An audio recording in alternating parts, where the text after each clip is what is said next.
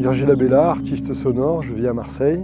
J'ai fait l'école des Beaux-Arts et quand j'étais étudiant, j'étais déjà musicien, guitariste. Et depuis plus de 20 ans, j'oscille entre la musique et l'art plastique. Enfin, disons que mon travail est très transdisciplinaire. Donc ça va du spectacle vivant, à la musique de concert, à l'art sonore et à des sculptures sonores. Ce projet est né en 2020 en fait, pendant le premier confinement. Ça faisait déjà un moment que je pensais que j'avais envie de faire des harpes éoliennes. Et puis là, pendant le premier confinement, c'était vraiment une période étrange où, habitant en face à la mer, il n'y avait plus aucun avion ni bateau à l'horizon, dans le ciel et dans la mer.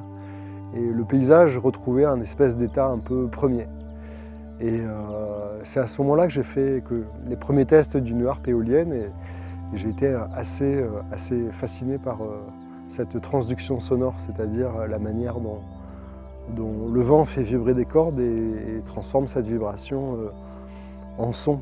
Et ça m'a plongé un peu dans une écoute intérieure finalement, à écouter la rumeur du monde.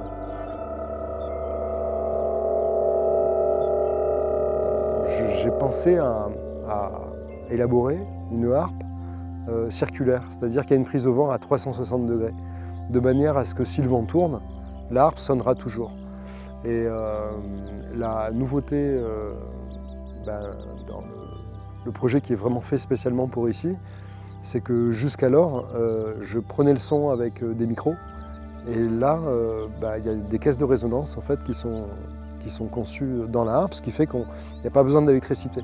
C'est vraiment une transduction, on va dire, physique et acoustique.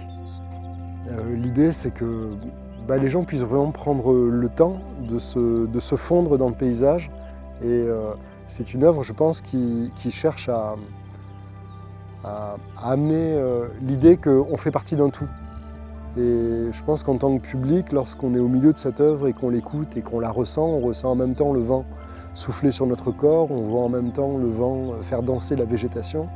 Eh bien, il y a d'un coup une adéquation entre nos sensations corporelles et ce qu'on perçoit du paysage qui nous place comme un élément parmi d'autres dans un tout qui est le paysage. Horizon, je découvre et je trouve que c'est une super idée parce que c'est une manière d'aborder la question artistique vraiment sur la question du territoire. Et par rapport au territoire, je pense que c'est une super idée de convoquer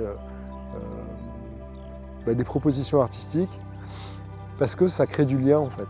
Et ici c'est un territoire qui est très agricole, mais je crois aussi qu'il est apprécié des vacanciers, des gens qui aiment la nature. Et on voit partout en France, il y a toutes sortes de formules de valorisation des territoires qui sont gastronomie et paysage, terroir et paysage, la route des vins, etc. Et bien, valoriser un territoire aussi par de l'art, je pense que ça peut contribuer à créer du lien tout simplement entre les gens, entre le milieu paysan ici, des gens qui vont venir d'ailleurs. Et ça crée un dialogue, je pense.